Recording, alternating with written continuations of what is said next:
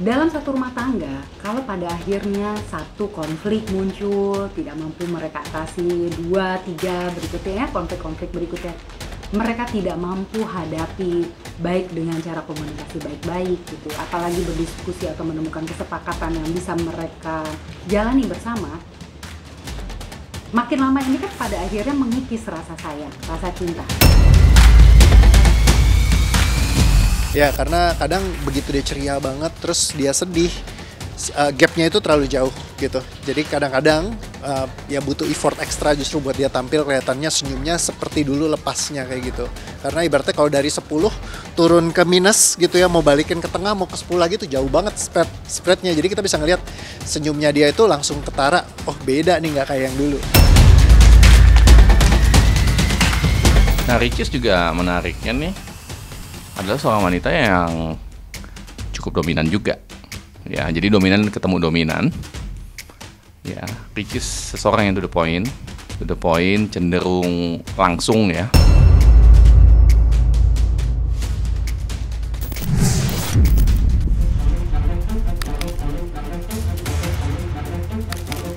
Terjawab sudah teka-teki besar, yaitu nasib kelanjutan hubungan rumah tangga antara Ria Ricis dan Teuku Ryan. Ya, pada tanggal 30 Januari 2024 lalu, Ria Ricis telah resmi melayangkan gugatan cerai kepada sang suami lewat Pengadilan Agama Jakarta Selatan.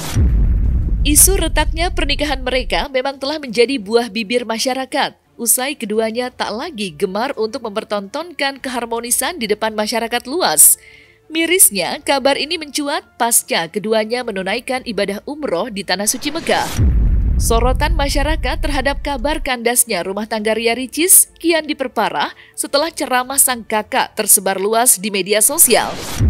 Bagaimana tidak, pada ceramah kali itu Oki Setiana Dewi membahas problematika dan gejolak hati seorang wanita kala diterpa badai besar yang berupa permasalahan rumah tangga. Tak ayal, isi ceramah Oki langsung memancing sorotan dari warganet. Mengingat sikapnya yang selama ini selalu enggan memberikan komentar terkait isu keretakan rumah tangga sang adik. Lantas, bagaimana tanggapan seorang psikolog melihat keputusan tegas Ricis untuk menggugat cerai sang suami setelah menjalankan ibadah umroh? Dan seperti apa pula pandangan kacamata psikolog terhadap perasaan gundah gulana yang kini dirasakan ibu satu anak itu? Jangan membanding-bandingkan rumah tangga kita dengan foto-foto Instagramnya orang lain.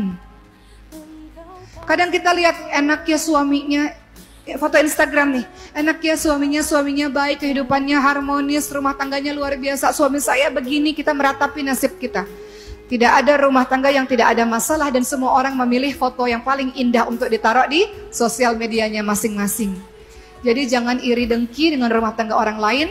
Jangan membanding-bandingkan suami saya kok begitu, suami dia kok begitu. Berhenti dengan itu, fokus pada diri kita untuk sungguh-sungguh menjalankan kewajiban kita sebagai seorang istri. Dan kalaupun ada hal-hal yang kita nggak senang, suami kita bukan orang sempurna, diri kita pun juga bukan orang sempurna. Suami kita ada salah pun kita juga ada salah. Boleh nggak kita fokus kepada hal-hal lain? Sehingga jangan sampai kita seperti yang dikatakan oleh Rasulullah, banyak perempuan-perempuan masuk neraka. Sebab apa?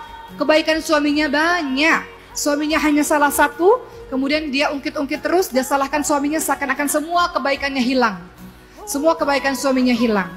Artinya, mungkin suami ada salah, kita juga pernah berbuat salah.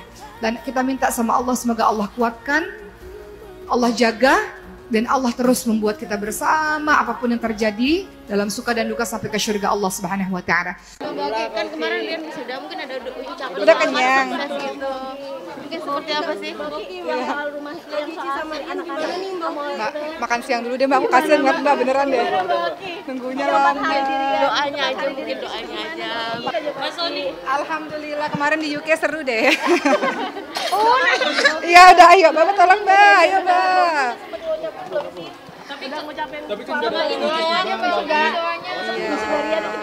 Dalam satu rumah tangga, kalau pada akhirnya satu konflik muncul, tidak mampu mereka atasi, dua, tiga berikutnya ya, konflik-konflik berikutnya, mereka tidak mampu hadapi baik dengan cara komunikasi baik-baik gitu ya, apalagi berdiskusi atau menemukan kesepakatan yang bisa mereka jalani bersama, makin lama ini kan pada akhirnya mengikis rasa sayang, rasa cinta yang semakin lama semakin menguatkan dan meyakinkan mereka bahwa mereka berada pada jalan yang berbeda satu sama lain.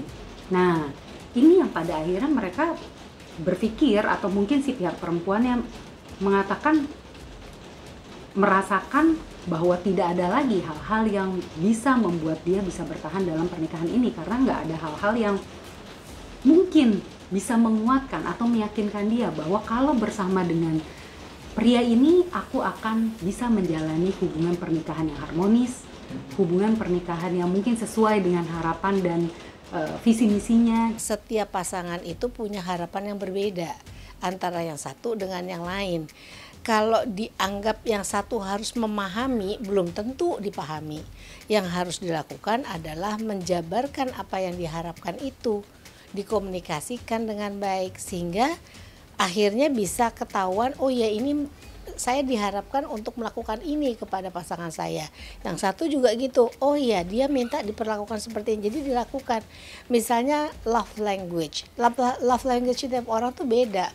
Bagi orang tertentu love language cukup misalnya nepuk gitu ya, sebagai pasangan suami istri.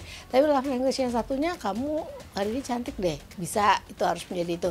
Sementara mungkin yang satu nggak paham nih, yang satu pengennya ada sedikit disanjung dan sebagainya, dan itu bisa menjadikan masalah. Makanya kalau kita nggak terbuka dengan pasangan kita, saling tidak tahu apa yang diharapkan masing-masing. Dan yang paling juga bermasalah adalah kalau sudah tidak tahu, tidak dilakukan, tapi tidak dikomunikasikan juga, sehingga hanya jengkel jadi menumpuk gitu.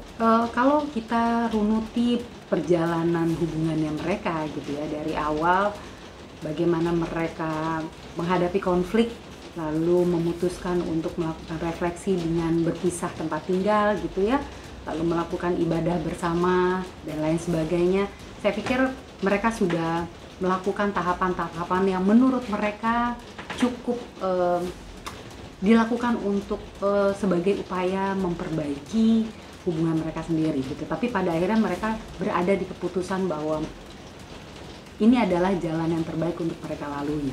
Bahwa pada akhirnya mereka tidak lagi sepakat untuk bisa bersama mengarungi rumah tangga. Seringkali orang berharap bahwa dengan pada saat mereka punya masalah, lalu mereka berdua pergi ibadah umroh, itu otomatis masalahnya akan selesai, gitu ya.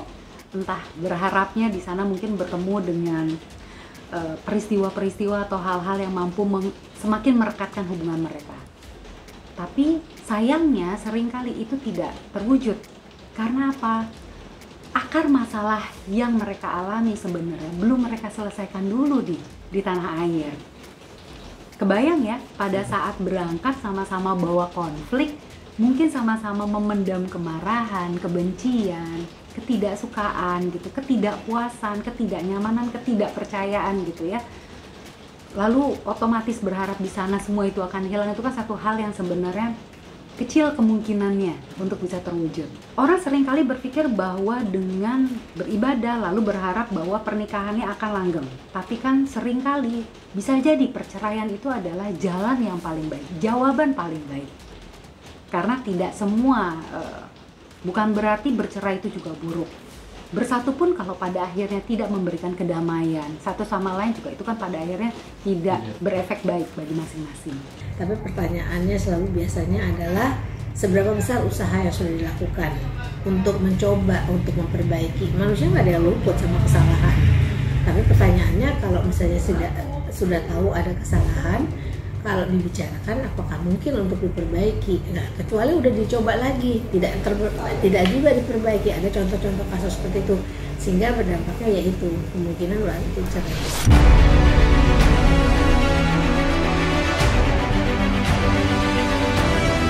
Hanya sekedar media konten. Kalau salah ya salah. Bisa berlatih. Saksikan bersama saya Vista Putri pukul 18.00 hanya di Cumi. Visit di cumi-cumi.com.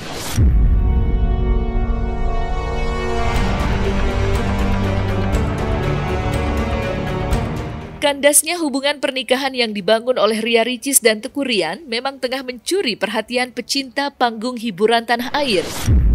Pasalnya, di akhir tahun 2023 silam, keduanya nampak berusaha untuk menyelesaikan semua problematika kehidupan rumah tangga dengan berangkat ke Tanah Suci. Namun, takdir berkata lain, sehingga Ricis memutuskan untuk melayangkan gugatan cerai. Namun terlepas dari itu, sebuah kabar miring juga muncul ke permukaan. Ya, perceraian ini dianggap sebagai rekayasa belaka demi kepentingan konten. Mirisnya, isu pahit itu dihembuskan oleh rekan Ricis dan Ryan di dunia hiburan, yaitu dari komedian Kemal Pahlevi. Ya, dalam cuitannya di media sosial, Kemal secara terang-terangan memberikan sentilan nyeleneh yang langsung dibalas tegas oleh Ricis.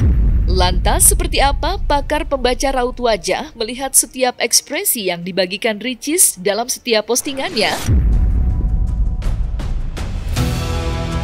Nah, kalau dari sini kita bisa lihat ketika di video pertama mungkin kelihatannya kayak mau coba senyum, tapi senyumnya kayak tipis-tipis agak gimana gitu ya. Terus kalau misalkan diperhatikan juga, seluruh badannya itu kayak lunglai gitu, jadi kayak tangannya gini gitu. Mungkin ya kalau kelihatan kayak biasa aja, cuman ya ini micro expression sama dari gerakan-gerakan tubuhnya aja. Nah, jadi dari video yang ini mungkin kita bisa ngeliat ya agak sedikit lebih, ya ada sesuatu lah di belakang yang bisa kita persepsikan dari sini gitu ya. Nah, kalau di video ini kan kelihatan kayak lagi merenung banget, kayak mendalam banget nih apa yang sedang terjadi di belakangnya. Kita juga nggak tahu ya, karena ya kalau ngalamin apalagi udah semenjak lama berproses dan lain-lainnya, mungkin ini jadi sesuatu yang berat yang kesimpan di dalam jiwanya dia gitu. Ya, tapi ya banyak yang mesti dicek lagi lebih mendalam. Oke, lebih ke arah mungkin kalau kita bisa lihat kayak form of kekecewaan ya, tapi ini mungkin sesuatu yang sulit kita baca satu persatu, tapi mungkin ini lebih ke arah dari yang kita bisa lihat dari semua perjalanannya mereka ketika saling bertegur sapa di sosial media dengan cara-caranya sendiri. Yang satu misalkan suami bilang, oh ya siapa sih yang mau pisah? Yang satu nyenggol-nyenggol yang lain kayak gitu ya. Ataupun ngebahas tentang bagaimana seharusnya seorang suami terhadap istrinya. Nah, hal-hal seperti ini ya pastinya akan menimbulkan banyak hal dan mungkin kekecewaan yang sudah sangat mendalam ya akhirnya jadi bertumpuk dan akhirnya membuat dia mengambil keputusan seperti sekarang ini kayak gitu. Nggak pernah. Saya nggak pernah galau, Mbak. Kita nikmati saja hidup ini. Yang penting kita semua baik-baik saja, sehat, dan kita saling menjaga satu sama lain. Ya, karena kadang begitu dia ceria banget, terus dia sedih, gapnya itu terlalu jauh gitu. Jadi kadang-kadang ya butuh effort ekstra justru buat dia tampil kelihatannya senyumnya seperti dulu lepasnya kayak gitu. Karena ibaratnya kalau dari 10 turun ke minus gitu ya, mau balikin ke tengah mau ke 10 lagi tuh jauh banget spreadnya. Jadi kita bisa ngelihat senyumnya dia itu langsung ketara, oh beda nih nggak kayak yang dulu.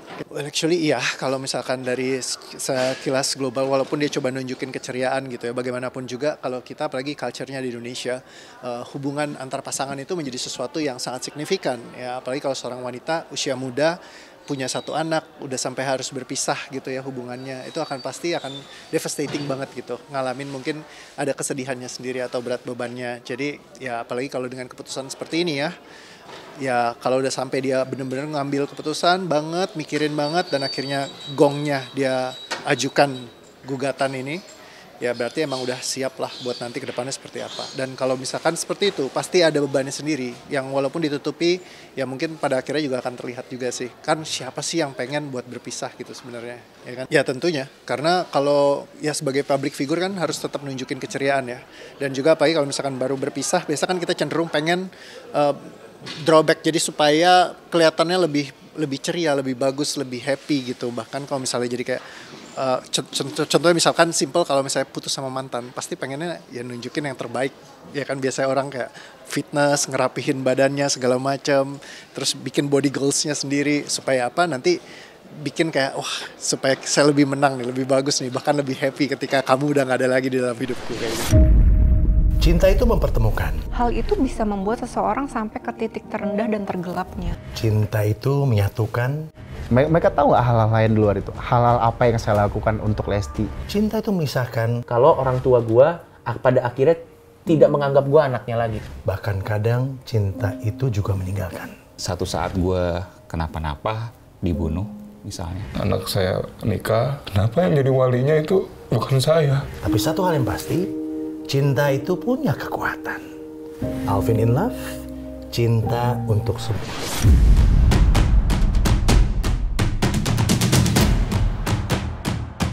Isu settingan bukanlah satu-satunya tudingan miring yang menyertai kandasnya pernikahan Ria Ricis dan Teuku Ryan.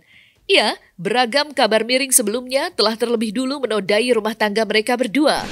Salah satunya adalah isu ekonomi, di mana Ria Ricis diduga tidak mendapatkan nafkah dari sang suami. Hingga kabar burung yang menuding Ricis kerap hitung-hitungan terhadap keluarga Teuku Ryan. Lantas, seperti apa komentar dari Ustadz Yusuf Mansur yang bertugas sebagai saksi dalam pernikahan mereka? Dan benarkah pula melekatnya sifat dominan pada pribadi keduanya merupakan alasan dibalik perceraian ini? Nah, Ryan itu sebetulnya cowok yang cukup dominan sih.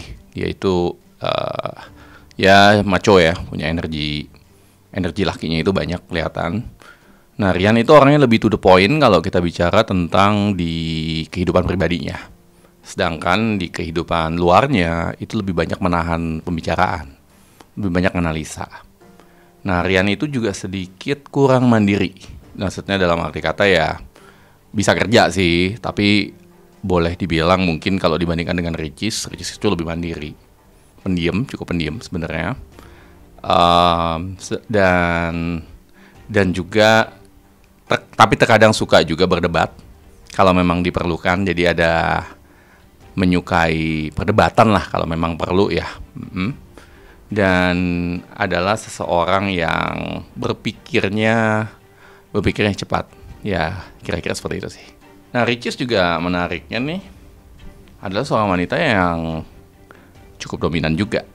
Ya, jadi dominan ketemu dominan.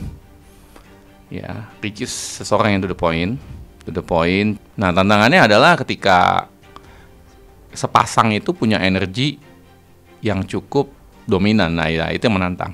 Iya, makanya kan pasti segala sesuatu tuh ada alasan yang mudah-mudahan reasonable dari sisi laki-lakinya atau dari sisi perempuannya. Bisa juga ada dari luar pihak suaminya atau dari luar pihak istrinya. Kalau dua-duanya adalah perempuan dewasa, laki-laki dewasa, lalu memutuskan sesuatu dengan dewasa, kita hormati keputusannya. Kalau temperamental itu nggak berdampak kepada solusi, ya memang harus dihadapi, tapi diomongin dengan baik-baik. Kayak misalnya gini ya, kan kemarin-kemarin juga ada cerita yang mengatakan bahwa saling sindir di media sosial dan sebagainya.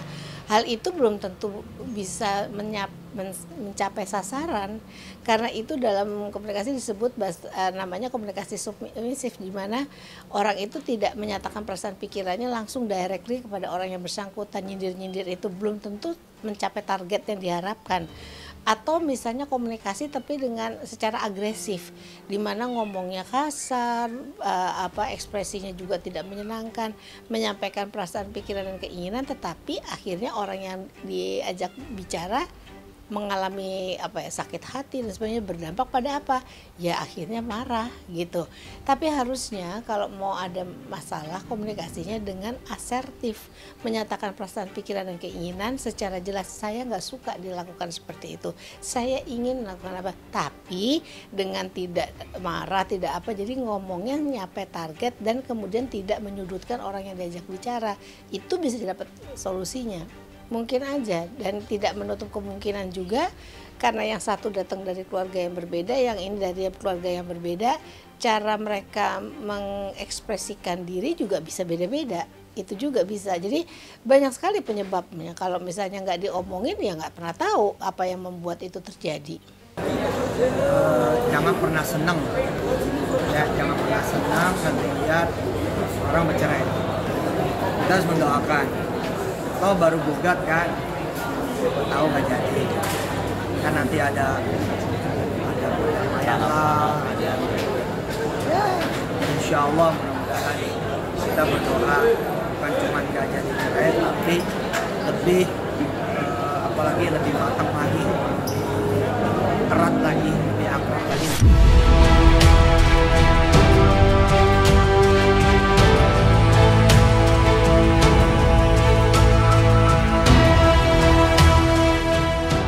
Nah, selesai sudah Cumi Lovers? Saksikan terus Cumi Camp In-Depth, kabar lengkap, mendalam, dan akurat dari narasumber terpercaya. Dan jangan lupa untuk like, subscribe, dan juga share channel YouTube Cumi Cumi